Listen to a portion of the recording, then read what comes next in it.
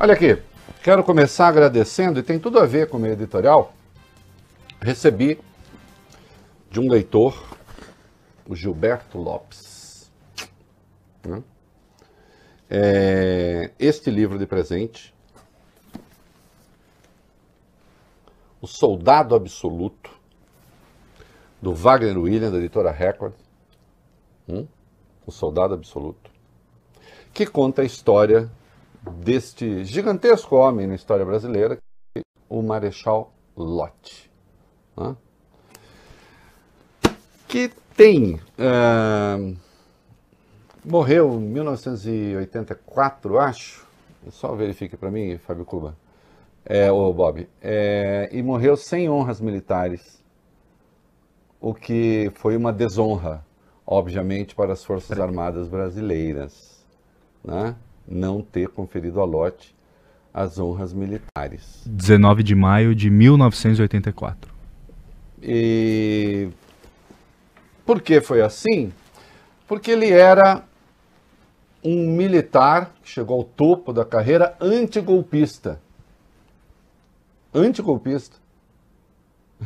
E a história brasileira é tão louquinha, né? Que nós temos o que se convencionou chamar de Movimento 11 de Novembro, ou golpe da legalidade. Sim, o Lott mobilizou as Forças Armadas para garantir o resultado da eleição. Alguns falam, foi golpe. Foi, na verdade, contra-golpe. Sim, o Lott participou ativamente da vida pública brasileira, inclusive disputou a eleição presidencial. Perdeu para Jânio Quadros, num sinal de que às vezes parece que a população decide cometer suicídio coletivo. Deu no que deu, não é?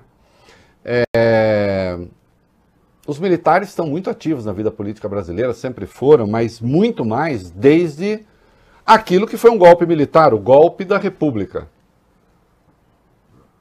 Foi um golpe militar. O Dom Pedro II foi deposto pelos militares. E o governo que se seguiu ao do Dom Pedro II foi mais autoritário. A República Brasileira foi bastante autoritária durante um bom tempo. Aliás, democracia, estrito senso, como deve ser entendida, né? Eu diria que não é o que predominou na história republicana brasileira. E as coisas vão se confundindo. O getulismo, por exemplo, ele tem um caráter absolutamente ambíguo, porque ele nasce de um golpe, e quando Getúlio, depois da Revolução de 30, é convidado a governar com uma Constituição, ele golpeia a Constituição. E tem nisso, então, o Estado Novo, que vem, e aí se vota uma Constituição, se impõe uma Constituição absolutamente autoritária.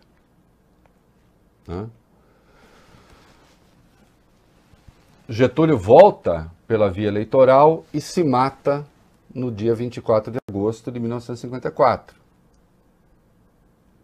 Ali, em meio às articulações da UDN para derrubar Getúlio. E há as eleições, né? Assume o Café Filho, ia ficar no comando do país até 31 de janeiro de 56. Né? Em 1955 há as eleições, Juscelino se junta com João Goulart, né? E é eleito presidente, e são eleitos presidente e vice. Então, eleições descasadas, você podia votar para vice como eleição independente, não é como hoje. Você vota o presidente e o vice vai junto. Juscelino é eleito presidente, João Goulart é eleito vice. Tem início, então, a movimentação da direita brasileira, liderada pela UDN, em particular por Carlos Lacerda, jornalista, para impedir a posse do João Goulart. Do Juscelino e do João Goulart. Né? O Carlos Lacerda foi uma das maiores inteligências que o Brasil teve, mas é justo se falar sobre ele que era uma inteligência em busca de um caráter, que ele nunca conseguiu encontrar. Foi um dos maiores oradores que a política brasileira teve, um intelectual com múltiplos interesses. Por exemplo, pouca gente sabe, o Lacerda escreveu uma biografia do André Gide, escritor francês, né? Grandíssimo. Eu sou a única pessoa que eu conheço que leu tudo do André Gide. Fazer o quê? Ah, eu também li, tá bom, vamos bater papo, mas eu li. Escreveu uma biografia do André Gide. Mas era um golpista asqueroso. Né?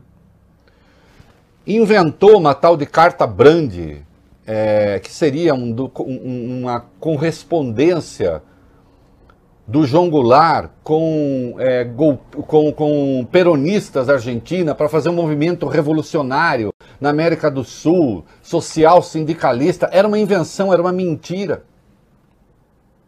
Era uma falcatrua para tentar impedir a posse do Juscelino. A UDN tinha concorrido com Juarez Távora, Milton Campos, perdeu a eleição.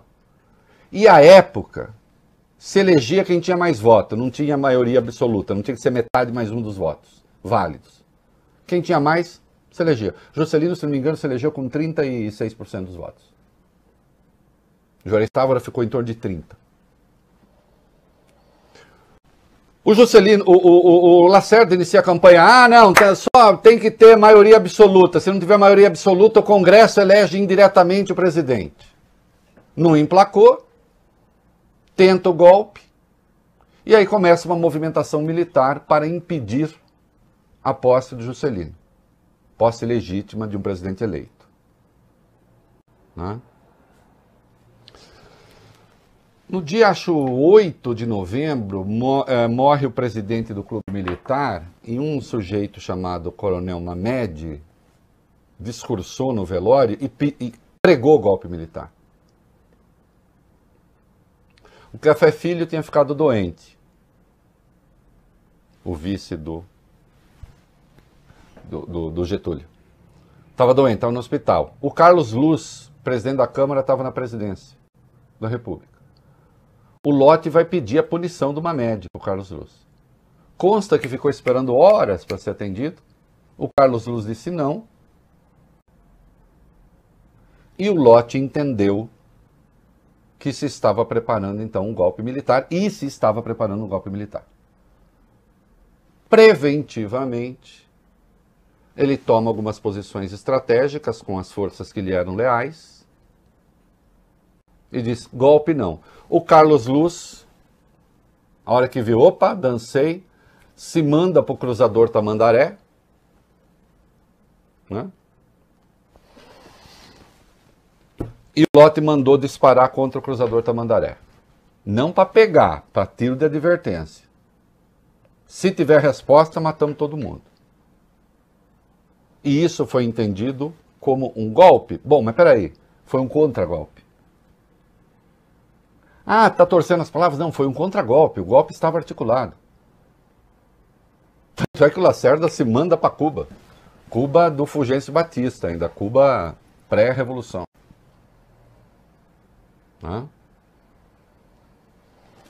E se acerta, o Exército, a Marinha Aeronáutica diz, tá bom, o Juscelino assume.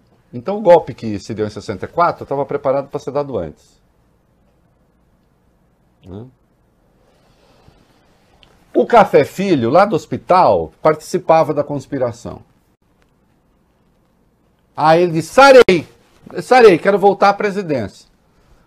Porque o Carlos Luz, voltando, não assumiu a presidência, que assumiu foi o Nereu Ramos, presidente do Senado. O Café Filho falou, sarei, o Lott falou, agora sarou tarde, o Nereu Ramos fica. Então, 2 vezes ele interferiu para impedir que golpistas, né, impedissem a posse de um presidente e de um vice-presidente legitimamente eleitos. O soldado absoluto, tempo em que um marechal, no caso, uma patente que hoje não existe, ela é excepcional só para tempos de guerra, depois que houve uma reforma. Tempos em que quem estava no topo da carreira militar garantia o resultado das urnas em vez de ficar ameaçando as pessoas. Tá? Claro que... Aí eu aqui do outro lado. Claro que isso significava uma participação dos militares na política excessiva. Como excessiva é até hoje. A democracia brasileira precisa passar por um processo de civilização. Isto é, de ficar inteiramente entregue aos civis. E os conservadores gostam de militares. Ah, é? Eu sou conservador da democracia. Não tenho nada contra militar, mas não tenho nenhuma paixão por coturno. Isto para mim é um fetiche de natureza sexual. Não tem a ver com política. Você gosta de coturno? Tem todo o direito. Olha, deve ter até clube para isso. Em que as pessoas cultivam esse tipo de coisa. Coturno, uniforme e outras cositas. Cada um com seus problemas e com seus gostos. Na democracia, não. Na democracia, a democracia é para civis. Os militares são uma concessão que os civis fazem em defesa da democracia. Os militares são homens do povo que passam a ter o direito de usar farda e de portar armas e de deter o monopólio do uso da violência, na expressão do Max Weber, que eu prefiro do monopólio do uso da força em defesa da democracia. A sociedade civil não é uma invenção da sociedade militar. A sociedade militar é que é uma invenção da sociedade civil. E, portanto, o entendimento dos democratas e dos conservadores dignos desse nome, não desta súcia, desta canalha que anda por aí se dizendo liberal, um bando de vagabundo, a soldo, que fica lambendo bota de general para conseguir alguns trocados de meia dúzia de empresário michuruca. E ele diz, sou liberal. Não é liberal, não. É um vagabundo a soldo, é um canalha. Porque se é liberal mesmo, tem como guia mais uma dica cultural, Fábio Cuba, de sempre. Além desta dica cultural aqui, mais uma dica cultural de sempre. Cultural. O Soldado e o Estado, do Samuel Huntington, um cara da direita democrática, dizendo: a democracia faz o controle objetivo, expressão que está lá das Forças Armadas. Soldados não participam da política. E no Brasil participam em excesso. Por isso, circulou ontem, numa conversa com um jornalista da época, o Rodrigo Maia, presidente da Câmara, disse: precisamos votar uma PEC para regulamentar a participação dos militares na política. A tese dele, corretíssima, é que militar da ativa foi fazer política, foi participar do governo, passa automaticamente para a reserva. Obviamente, eu apoio essa iniciativa. Ele diz, não é para já. Vamos esperar um pouco, porque senão fica parecendo que é contra esse ou contra aquele. Só aí eu divirjo um pouco do Rodrigo, que eu acho que tem que ser para já. Acho que é um troço urgente. Não dá para esperar. Agora, eu entendo que há dificuldades políticas, né? E uma PEC como essa você só pode lançar quando você sabe que vai ganhar. Você não pode lançar uma PEC dessa para perder. Política tem essas coisas. Política tem essas coisas. Tem coisas que você não pode perder. Tem coisas que você só pode fazer se você for ganhar. Porque senão você aumenta o poder de quem já tem poder em excesso. E está fora do lugar. Obviamente nós temos militares fora do lugar. Nós temos mais de 2.500 militares da ativa exercendo cargos no governo federal. Ah, vá lá, um ou outro do Ministério da Defesa faz sentido. mas a grande maioria não está no Ministério da Defesa. E como privilégio gera privilégio,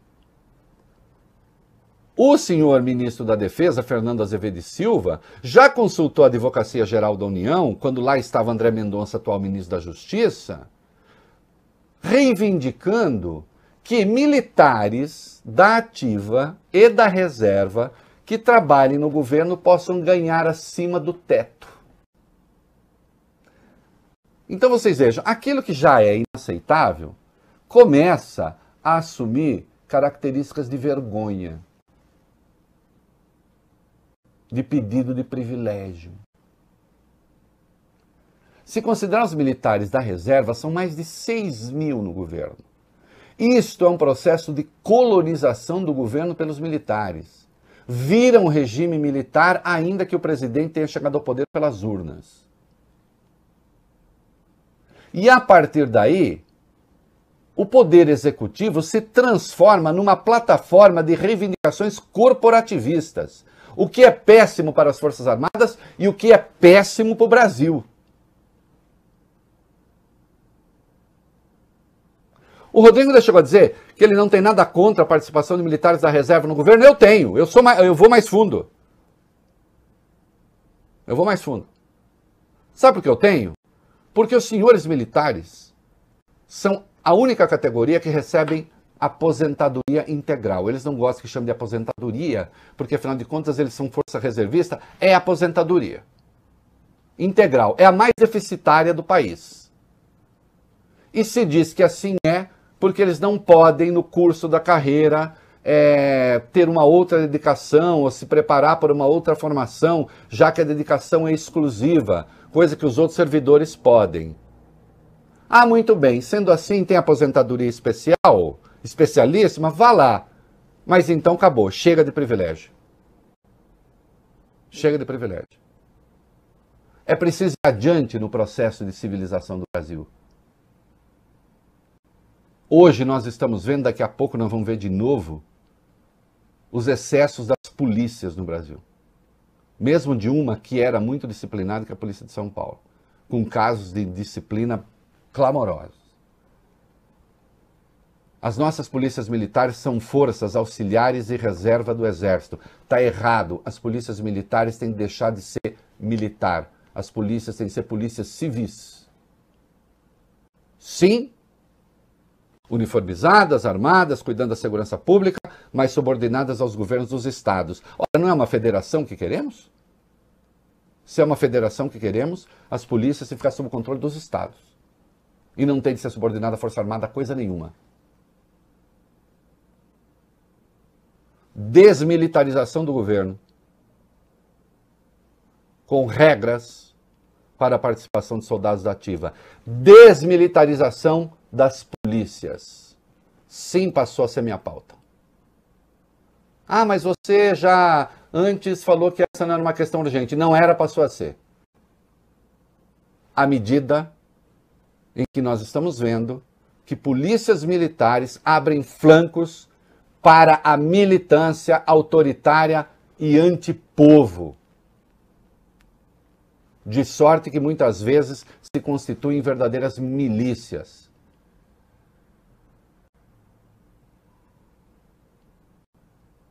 É isso aí. Tem de votar essa PEC. A meu juízo tem que ser mais amplo. Tem que ser mais ampla do que isso que o Rodrigo Maia está falando. Porque sim, é claro que existem militares decentes, a grande maioria, muito provavelmente, e eu estou falando aqui do soldado absoluto, um exemplo de decência nas Forças Armadas, que mobilizou sim as Forças Armadas, mas para garantir o resultado das urnas, e não para ameaçar o Supremo Tribunal Federal ou para ameaçar a população. Tá? Fica a dica.